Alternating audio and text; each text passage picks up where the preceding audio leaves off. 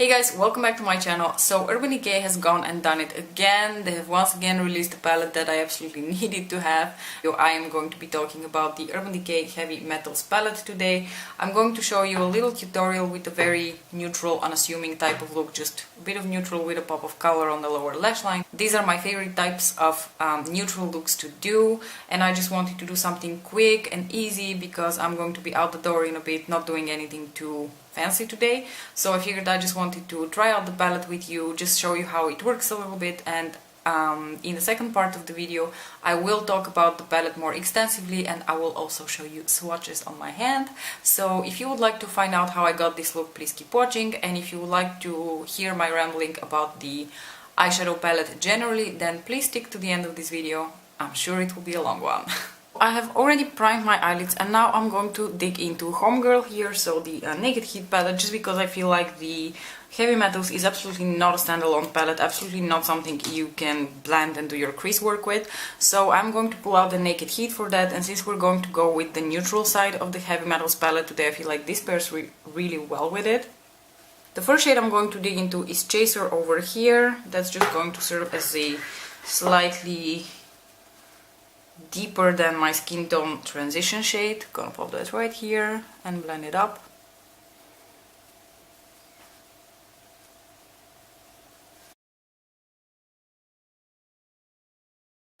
Then I'm going to take this shade over here called Ounce as a brow bone highlight.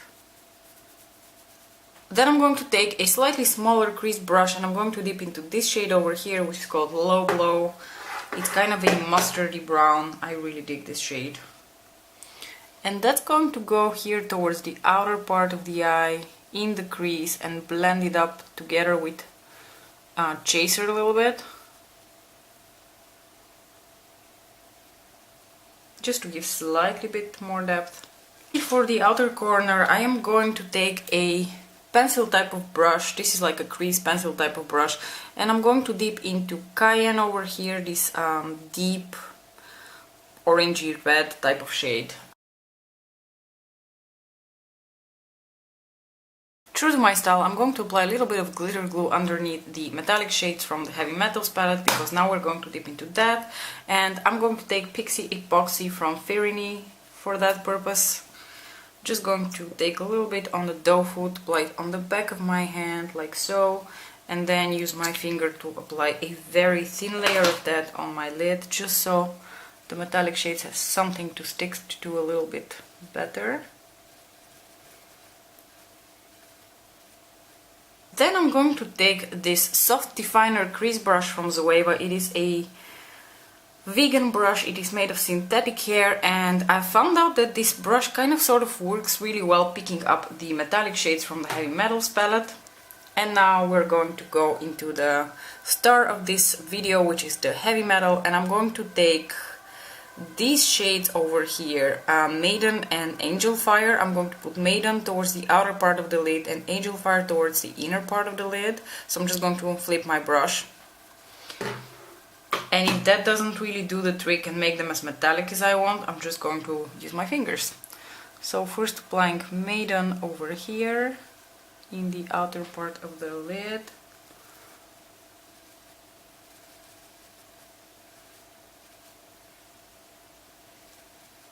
I feel like this might work better with my fingers, so I'm just going to immediately go into, oh yeah, there she is. So this shade is a little bit chunkier than some of the other shades in the palette, and it doesn't pick up so well on a brush, so I would recommend using just your fingers for the eyeshadows that you feel like just don't work so well with a brush. I'm almost completely sure that's going to be true for Angel Fire as well, because that's one of the chunkiest shades in the palette, but I'm going to try it with the brush anyway. And I'm going to take Angel Fire all the way in, all the way towards the inner part of the, just the inner corner of the eye really. Okay, so that's applying not too bad, but I'm pretty sure when I put in my finger in the game it will be much better. Taking Angel Fire. Yeah. So the gradient here is like very subtle, you can barely even see any sort of gradient, but I just wanted to use Maiden today because that's one of the few neutral shades that I haven't actually used yet, and like I said, I want to do something really simple today, and that shade seemed like the perfect type of shade to use. I'm going to dip back into the Naked Heat palette and into Cayenne over here just to deepen the outer corner a little bit more.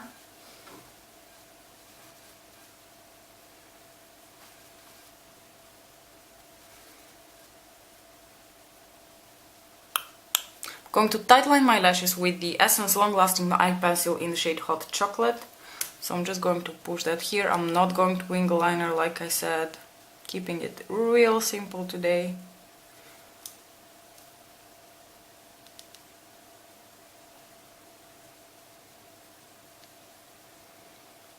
And then for the lower lash line we're going to do something a little more fun and we're going to put some color. I'm going to take this long lasting pencil from Essence in the shade Turquoise. Salome. Going to pop that right here on the lower lash line place situation. Really. Mostly in the waterline though, not so much on the lower lash line. Kind of figured out lately that I really shouldn't be putting like shades on my lower lash line too low because it just doesn't flatter me much. So I'm going to go with one of the colorful shades and I'm considering either Amp or Dive. I think I'm going to go with Amp just because I feel like it would go really well with the neutrals for a pop of color. I mean, Dive would work really nice too, but I think I prefer to do Amp over here. So I'm just going to take that on a small shader brush and very carefully apply that right here in my waterline.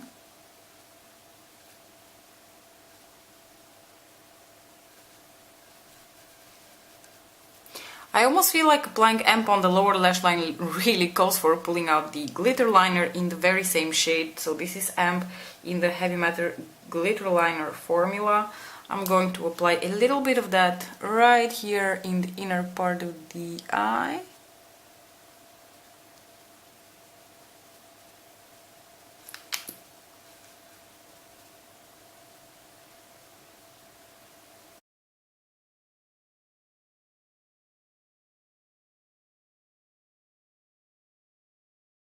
Hey guys, so now that we're done with the look, let's talk a little bit about the palette itself. So the palette itself comes in this gorgeous packaging. This is just the outer box and it is just as beautiful as any other Urban Decay packaging. It has a little bit of that kind of almost 3D effect over here in the light, and on the back here it shows you the shades, the names and all that other shebang. And then the palette itself looks like this. It is a pretty hefty, substantial product, I must say. It's not something that you can easily, I think, take for traveling. Or if traveling is not something that you're too worried about, then I think it's a gorgeous, beautiful, hefty packaging. And it feels very luxurious. So the way you take out the palette is you kind of slide it out like this. And because you slide it out like this, that's why they also went for that ripple effect over here. So when you do this and then, you know, it ripples over here and then it becomes smooth on this side, and then you kind of slide the palette outside in this way. By the way, this collects fingerprints, so if that's something that bothers you, just you gotta live with it. I'm sure a lot of you have seen it, I'm sure a lot of you have heard thoughts about it. I am personally not the biggest fan. I mean, I get you, Urban Decay, you are trying to do something different and I really appreciate you for it, don't get me wrong. I think that in terms of uniqueness, this is probably one of the most unique looking palettes ever. Is it one of the most practical packaging solutions ever? I don't think so. But is it beautiful and unique? Sure it is.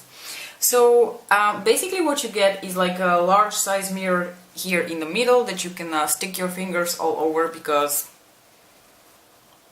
using it to actually do your makeup really seems very inconvenient to me. And on one side you have all the neutral shades laid out, and on the other side you have all the pops of color laid out.